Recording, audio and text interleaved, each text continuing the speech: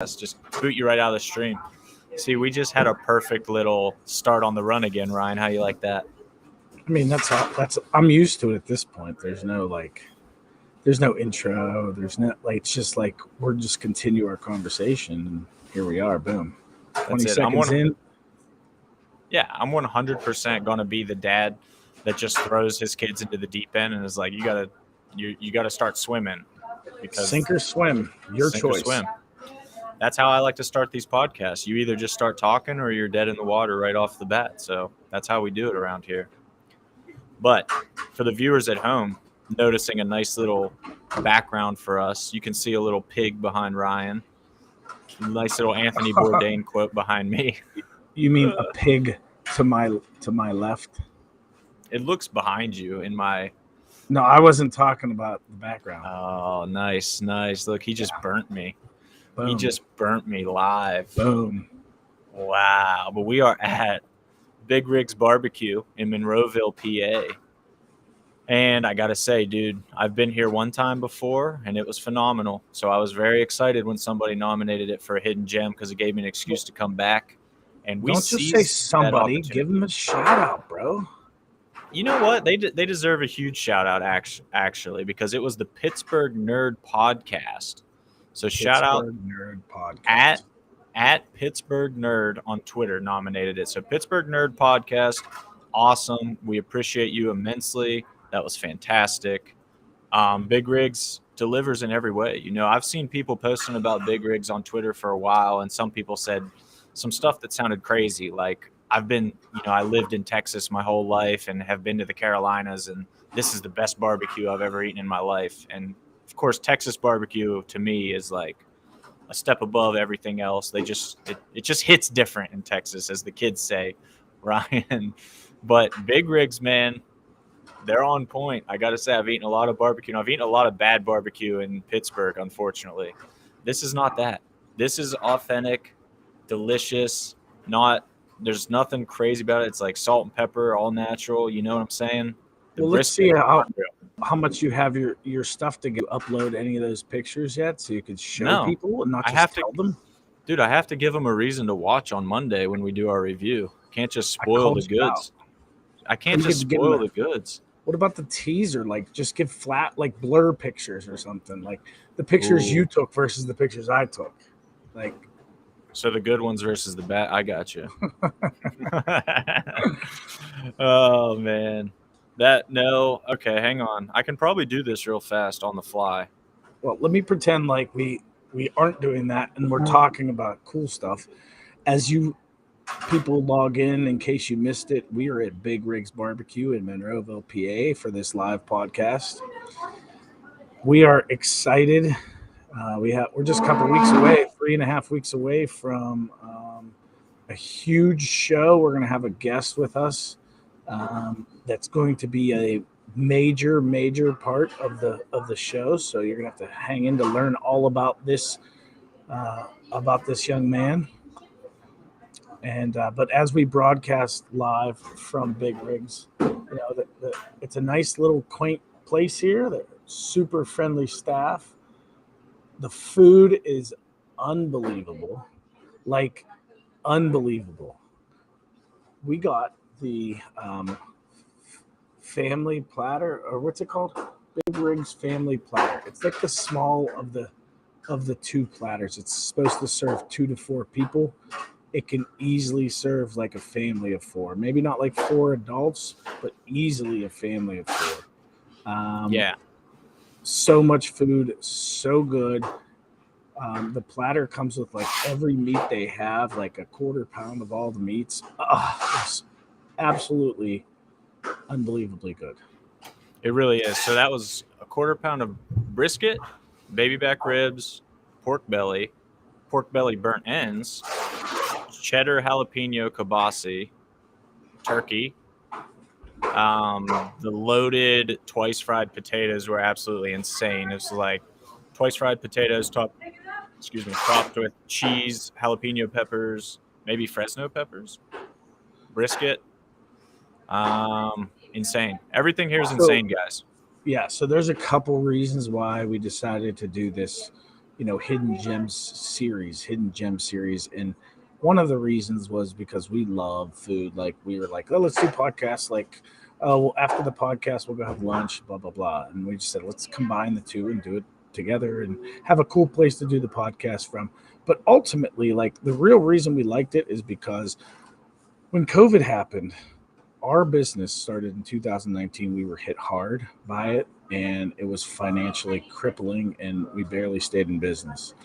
And that was the exact same thing for the restaurant industry, and especially the mom and pop, family owned, independently owned food places throughout Pittsburgh, throughout the whole country. So, it's real easy to pick up and go to, Lone Star Steakhouse and all those things. But like these places that puts their like lives and devoted their lives and put all their savings and all this stuff into starting their own business were just absolutely decimated. And so there are a lot of awesome, amazing places throughout Pittsburgh, and we wanted to hit up some of these spots, like have people nominate these spots and just say, hey, listen, like if you're in this area or you want to make a trip to a great place, like we're going to review some of these places and give you our honest assessment of them. We're not going to sugarcoat it, and we don't need to most of the time because we got nominated like some phenomenal places, and we've sifted through them and said like these are the places we want to check out. For sure. And I just want to point out, I got to roast you real quick, that when you were trying to think of like a national chain restaurant, that Lone Star Steakhouse was the first place you thought of. Well, I know the first place I thought of was Ruth Chris. I almost said Ruth Chris, and then I said Lone Star. So nice. That's a good pivot. Our guest has arrived though, so I'm going to check this guy in. We're really excited to talk to him. It's going to be a new face for listeners out there, so welcome. Welcome to the show, Devon Lozej. I hope I said it right. How was that? That's all right. Lozej it is. Lozej. Okay, I like that. That's a little more flair than I gave it. I'll do better next time, man. Don't worry. No worries, man. How you guys doing? Doing really well. How about you, dude? How's everything up north in Canada?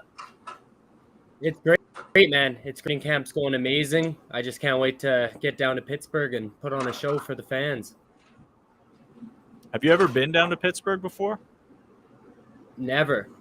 I've actually never been in that area. Like, been to, obviously Toronto is pretty close to there. Like, I've been all around there, but I actually haven't been south of the border anywhere in that area. So it's going to be a new experience. That's awesome. What do you think of Pittsburgh? Like, do you have any preconceived expectations of Pittsburgh? Like, what do you think of when you think of Pittsburgh? I don't actually. Where I'm from is Thunder Bay, Ontario, Canada, and I asked someone that I know around the gym, just saying like, has anyone been there? Like, and someone kind of described it like a bigger Thunder Bay. It's just a hard-working town. Just friendly people. That's what I'm expecting. All I really know from there is the hockey teams, Pittsburgh Penguins, football, stuff like that. That's all I really know of it. So I guess we're going to find out soon. That's awesome. So hockey, obviously, are you a big hockey fan? I mean, I played as a kid growing up, obviously in Canada. That's what we do. But I don't really follow it much anymore. I'm just more into fighting. That's about it. That's awesome, dude. I mean, obviously the Pens are a good connection. I should have thought of that. You should know the Pittsburgh Penguins, right? They're like half Canadians on the team anyway, so that's awesome. Just like most NHL teams, so. Right. Canada rules the world in hockey, man. What position did you play when you played? Oh, no, did he freeze? I played forward. I played till I was like just...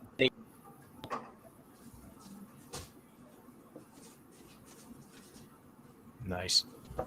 I don't know if he froze. Anyway, we'll get to the fight, Devon, while we got you, so we can slide into that. I mean, This is a big opportunity for sure, man. You coming off a defeat in your pro debut, but man, you look at that amateur record. The amateur record is freaking stellar. You did amazing work, undefeated as an amateur, all finishes. What are you planning to show in this bounce back fight as a pro? Yeah. I mean, I'm just looking at my skills, man. Like everything. I have a good amateur career in my pro debut. I still don't got an excuse for it. But I mean, if they're looking at that fight, can that guy's going to show up? So if they're looking at that fight, in my opinion, they shouldn't even be watching one because I didn't feel myself there, which is part of the game. But I'm looking to just bounce back and show the true fighter that I am. And, I've evolved so much since then, even with a loss, like in the last 8 months or so, I've just did so much to my game that I'm ready to show. Yeah, we can't wait to see it, man. Obviously, our listeners aren't super familiar with your work. We are a little more familiar with Justin Patton, of course, being the local fighter. What can they expect from you? What's your style like inside the cage? I mean, I just love to fight. I'm gonna fight everywhere. I know I'm not a local guy. It's gonna, he's the local guy, so the crowd's gonna be with him. But I mean, if you love violence, you're gonna love me. I can guarantee that. So this fight's gonna be violent. I guarantee that. Someone's getting put up for sure. Mark my words. That's fantastic, man. What's your combat background? When did you start fighting? What was the first discipline that you started learning? I started with wrestling. So I wrestled in high school as well as in university up here in Canada. And then I transitioned to MMA straight from there. Nice. What was that transition like into MMA? I mean, we have a very strong wrestling base here in Pennsylvania, particularly around Pittsburgh. Wrestling is huge here. And we see a lot of fighters go straight from wrestling into the cage. And some of them struggle with that transition. Some of them just transition seamlessly and it's perfect. What was it like for you?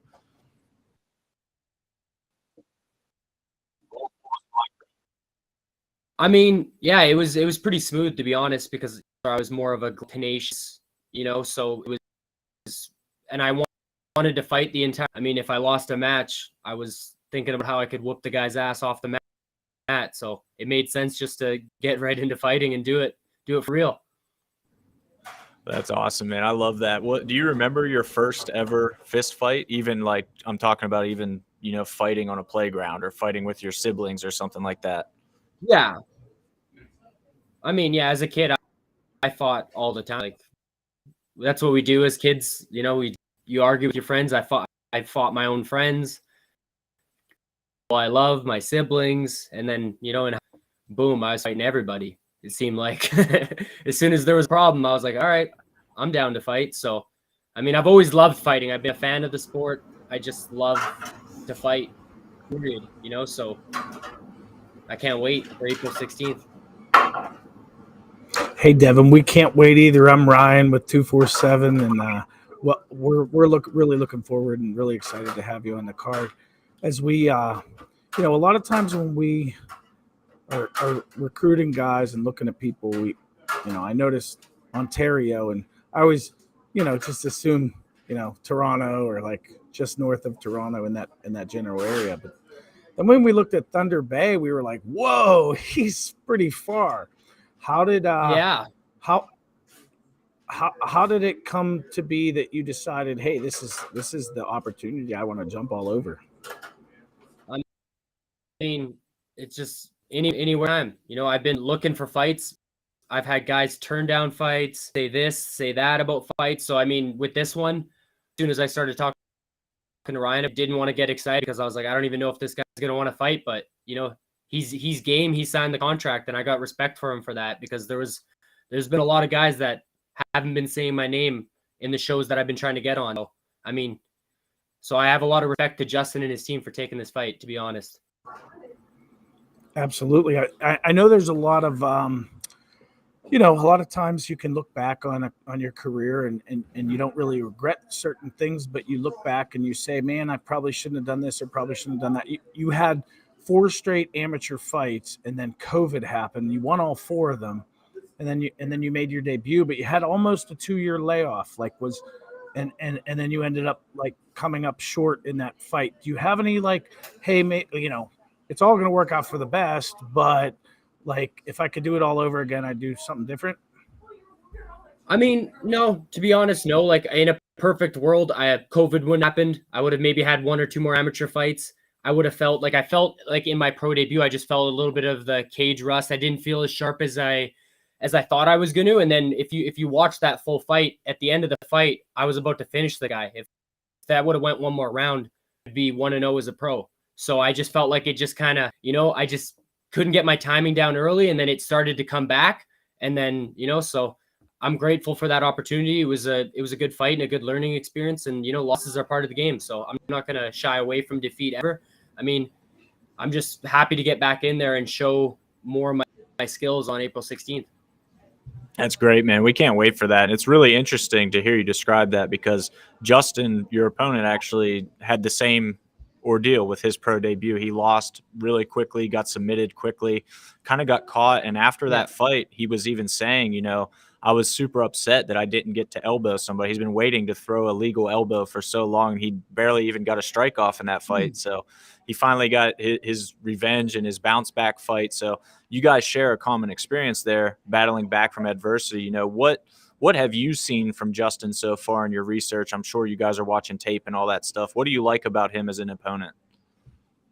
I mean, I think he comes forward. He brings, he doesn't back up too much. He's forward. It looks like he likes to grapple. That looks like his background to me. Like, I haven't been able to watch too many of the amateur fights. I watched both his pro fights. And he likes to get the takedown, try to grind guys out, get a submission. And I respect that. I mean, good luck. Good luck is all I got to say. Like, trying to take me down and hold me down is one thing. Finishing me is a whole nother fucking thing. So, I mean, he'll be lucky if he could take me down once, never mind finish me. So, I mean, but at the end of the day too, I know that it's a fight and still have a lot of respect for their team and obviously for your guys' promotion as well. But with that being said, like, I'm coming here to hurt this guy as badly as possible and get this win at all costs. So. Do you do a lot of visualization? Like, do you visualize the fights? Yeah, of course. Everything.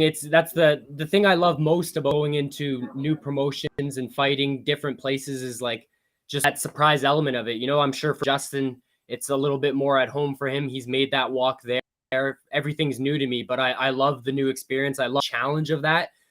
So I can't wait. I've just from watching some of the fights in your guys' promotion and looking at the arena, I've been able to kind of visualize what it's going to look like. But I mean, once I get down there is when, the true work will happen.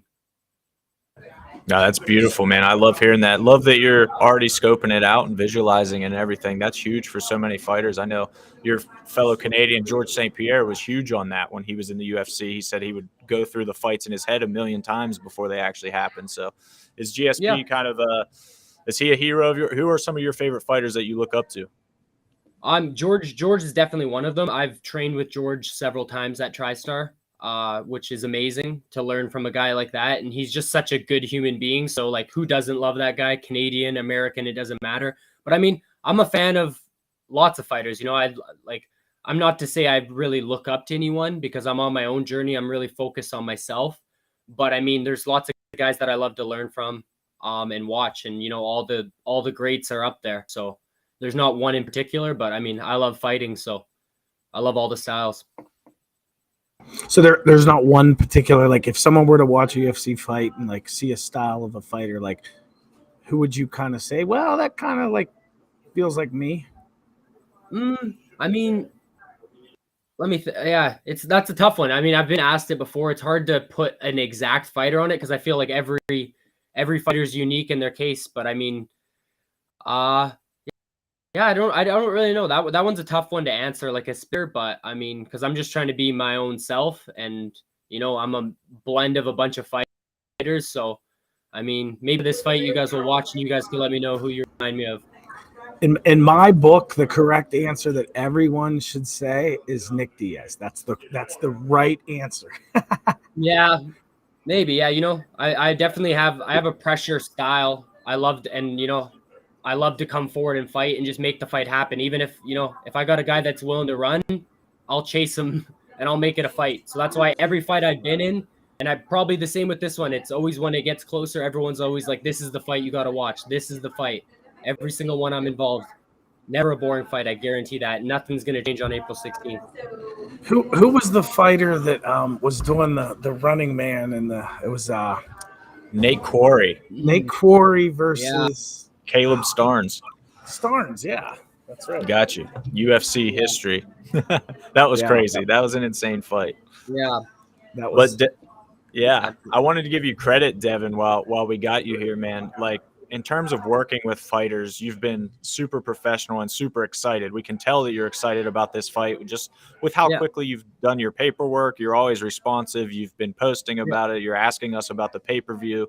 There's a lot of signs to me and to us as promoters that say this guy's excited to fight. He's ready to roll. It seems like you have a lot of hometown support, a big fan base back home. What does that feel like to know that you'll be representing, your team and your family and friends back home?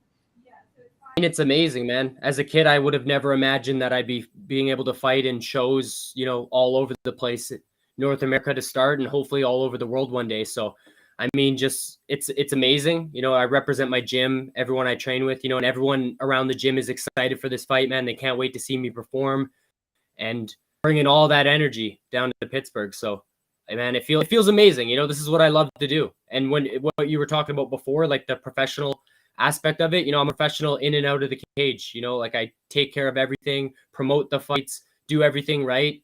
And when it comes time to fight, I show up to fight no matter what. Well, we definitely appreciate that, man. We're excited to watch you do work. Like we said, we've messaged you this in private. I'm comfortable telling everybody out there can hear it. Like, we know this is a banger matchup. Like, you and Justin are a killer matchup. We're really excited for this one, man. You guys are gonna match up extremely well, and the fans they can't miss this one, man. So after talking to you today, I'm even more excited, man. I love where your head's at. I'm excited to see your style inside the cage, man. And just thanks again for being a part of the show. Yeah, man, absolutely. Great having me on. For sure, brother. You got any sponsors or anything you want to plug before you hop off? I mean, I got a bunch of stuff, but I don't have it all with me, so I don't want to run through it like unorganized. Because I'm still just putting a little last couple pieces of stuff together, but so I'm just gonna not say anything with that now, so I don't want to make anyone feel like they were left out. But just tune into the fight. 18th, you'll see everything you need to see there. That's awesome. See, that's how that polite Canadian in him right there. Didn't want to leave anybody behind. I love it. Send us a list of your sponsors if you want, Devon. We'll promote them for you on our when we edit this up and everything. We can send another clip out with your sponsors. Awesome. Thank you. I appreciate it. Of course, man. Thanks again for joining, dude, and we'll see you in April. Can't wait. Yeah, we'll see you guys soon. Yes, sir. All right, brother. Thanks for joining us, bro. Yeah, thanks, bro. Oh, man. I like that guy already. Dude, I mean, you love the style of Justin, right? Everyone's familiar with that. That's where, a majority of our listeners are familiar with Justin. They've seen him fight. They've seen his intensity. They've seen his, and he's putting so many tools. He's adding. He's still so young. He's been fighting so long, and he's still so young. It's crazy. And then he's putting new tools in the toolbox. And then you got another guy who's a complete killer, undefeated amateur, made his debut after a 2-year layoff. He's ready to make amends for a loss. Like, this is a showdown. And I can't believe that it's an explosion waiting to happen, man. It really is. I love when I'm listening to him describe his fight style and his mentality and everything. I just can't help but feel like he's almost describing Justin Patton, right? Like we really found Patton versus Patton, or apparently Lozej versus Lozej, however you want to put it. But he sounds so ready, wherever the fight goes. And that's just, for me as a fight fan, that's what I want to see, because Justin Patton's very much that kind of well-rounded guy.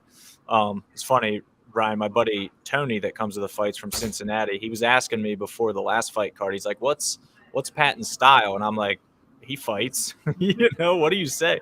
He's not really a wrestler. He's not really a submission grappler. He's not really a striker, but he's really good at all three of those things. Like, I'm not sure what his emphasis is actually. And Devon sounds exactly the same, man. So that fight, I was already excited about it, but now after talking to Devon about it, kicked it up a notch for me, man. I could not agree more, man. These two are going to be – I mean, this is one of 4 barn burner pro bouts. Like, truly, I don't know if you're tuning in and you haven't seen the announcement from yesterday about the main event. It's going to be insane. It's just a fight card. I mean, we were talking amongst ourselves and we were like, I think without a doubt this is – our best fight card ever. It kind of has to be, man, when you look at it. I mean, we mentioned it as soon as the main event was announced. That's the best main event we've ever had. You know, it's literally UFC vet Kama Worthy versus Bellator vet Kahim Murray. I mean, it's UFC versus Bellator. It's two of the highest level guys that you'll find regionally. And man, I hate, I hate to pat ourselves on the back and things, but it feels really good when people recognize that, because that Instagram comment that we got yesterday, the guy said a UFC vet versus a Bellator vet. You never see that regionally. Good job, guys. And it wasn't somebody in our immediate circle, man. It was just a fight fan out there that saw the post and gave props. So it felt good. You know, I'm not afraid to shy away from some praise every now and then. It felt good to have somebody recognize that and truly understand what a rare bout that is on a regional level. And ultimately, like, we have a team of people that work for 247. We have the two of us, and we have a team of people that help put matches together. And we just recently added on a couple people. Jim has done such a great job matching, but we have so many opportunities that we have other opportunities for people to come on board. And we brought on Danny Palm, who is a local.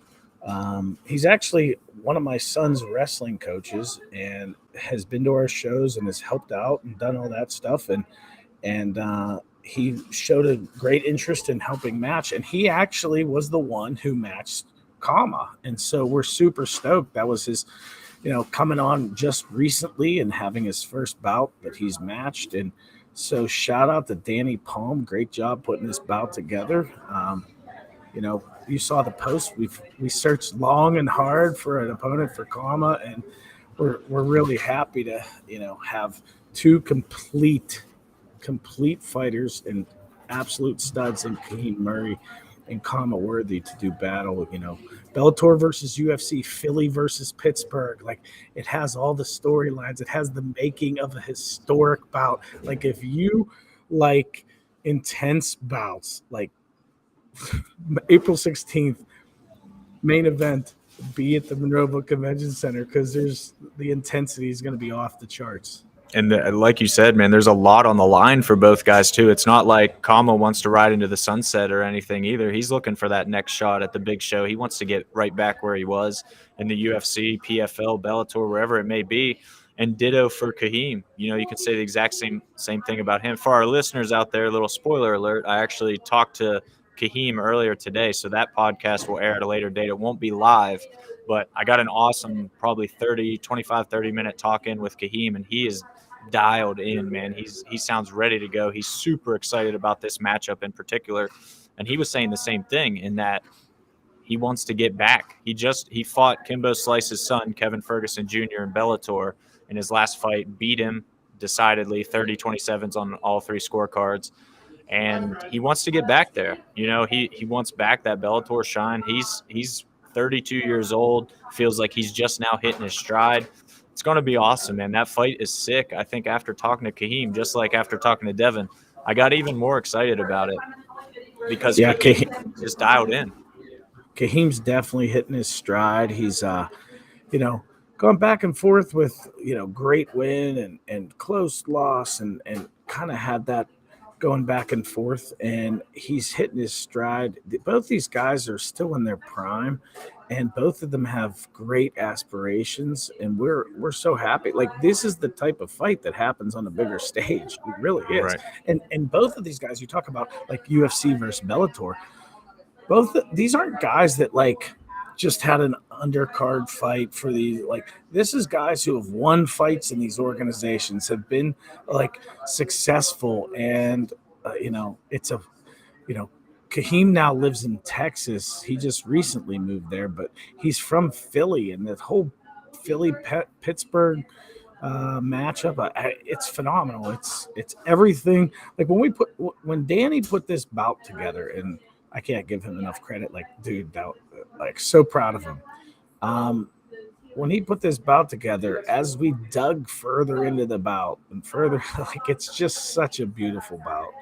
It has all the makings, everything you want out of a bout. No, 100% true, man. And I think it's funny you keep giving Danny props, which he absolutely deserves. But it feels like a guy got called up to the majors and hit a home run in his first at bat, right? Like, what about for your first bout ever to match? You matched Kama after we invested. How many hours did we collectively invest in that matchup? Man, it's crazy to think of. But it was funny to hear you talk about Kahim's career and that great win, close loss. He would kind of alternate. When you're saying that, I can't help but think that sounds a lot like Kama's career, right? Especially at the age of 32. Like, it took Kama until what many would consider the later stages of his career until he really hit his stride, got that UFC opportunity, won in the UFC. Like, some guys just develop a little later and really start stringing it together. And it feels like Kahim could be on that cusp right now. Like, maybe this is his moment. Maybe this is his Kama worthy coming into his own moment. I don't know. But I know on April 16th, we're going to find out. Well, see, I'd argue the opposite. I'd argue that it's the exception is when someone isn't hitting their pride in their early 30s. The exception is when you're in your like mid 20s and you're ready for the UFC. Most guys that debut in the UFC in their mid 20s, they're not ready to see the level that's at. And a lot of time, the random phenoms, the John Joneses, like the freaks, like they're the exception. Most guys that are ready for UFC or like a high level of MMA, MMA at its highest levels, they're most of the time they're close to 30. Yeah, no, that's pretty true, man. I think it's interesting to kind of digest, to go through, to look at. I would love to see some stats on that and everything. And I would also love to see some recent trends. You know, this is something that I haven't thought of until I joined the 247 team, but it feels like guys are being more careful with their careers nowadays than I expected in terms of choosing smart matches and turning down fights, things like that I wasn't anticipating so much of that. So I wonder if that could be playing into as well. You know, some of these older guys that were just smart about their careers, or on the flip side, not smart about their careers early on and would just fight everybody. That could be contributing too. I don't know. Yeah, I think there's got to be a happy medium. I think there are a lot of guys that don't want to take risks. Like, in all honesty, like I'm not gonna sugarcoat this. It should be a lot easier to match Kama. He has I don't think a guy who has UFC aspirations and is offered this fight, I don't think that there's a lot to lose on paper. I mean, you could lose consciousness, sure. You could fate, but as far as like, I don't think there's a lot to lose. You know, if you're 7-2 and you have there's no difference being 7-2 or 7-3 with a loss to a former UFC. Like, there's no difference. There's not. Yeah. You don't have a lot to lose, but there's a heck of a lot of difference in being 8-2 versus a UFC vet and not. And so those are defining moments. I personally, and I was just talking about this to someone the other day, like I don't see outside of the fear of getting beat up or like getting punched in the face, like you chose a sport where you're going to get beat up and punched in the face. Like outside of that, there's not much to lose on paper. And that's the path that a lot of people took to get. If you want to take what Kama has, he took that path. He took a lot of losses along the way. He didn't walk into the UFC with one loss. He had like 7 or 8 losses at the time, 6 or 7 losses, something like that. So, I mean, he figured it out. That's how he figured it out, by taking fights and going in there and putting his best foot forward and then figuring out where the holes were and plugging them. It's absolutely crazy too. I'm sure, a lot of guys locally know this, but for people maybe not as familiar, if you go look at Kama Worthy's career, go look at his tapology, go look at his early losses, Paul Felder, Kyle Nelson, Billy Quarantillo, it's all guys who eventually got to the UFC anyway. It's absolutely insane when you look at Kama's early career. The losses he were taking were incredibly high-level losses, and I think that's why, after Kama's last fight against Jeremiah Scott, and even in the lead up to that fight, he kept saying there's levels to this, there's levels to this. That's exactly what he's speaking about. Like, sure, I've got a lot of losses on my resume if you want to look at it as a number, but if you actually dig into those losses and think about it and process them for what they are, you'll see what the level is right here. It's totally different than just that number that you see. Absolutely. I mean, yeah, if you want to position yourself, this isn't boxing. This isn't like a loss sets you back 5 years. Like a loss means you get the chance to explore the holes and get them worked on. And that's the way you have to go into these things. And ultimately, some guys do, some guys don't. And you know, you get guys that pad their records and then they get a big opportunity and then they get embarrassed. And Right. if you've been down that path before, you're not going to go in and get embarrassed. You're going to go in and you'll have seen that level before. Mm-hmm. I mean, it's Success or exactly. no success, you'll have fought guys that are at that level, and to just think you're going to all of a sudden be able to turn it on and face competition that's at a whole nother level and be competitive is, it's not realistic.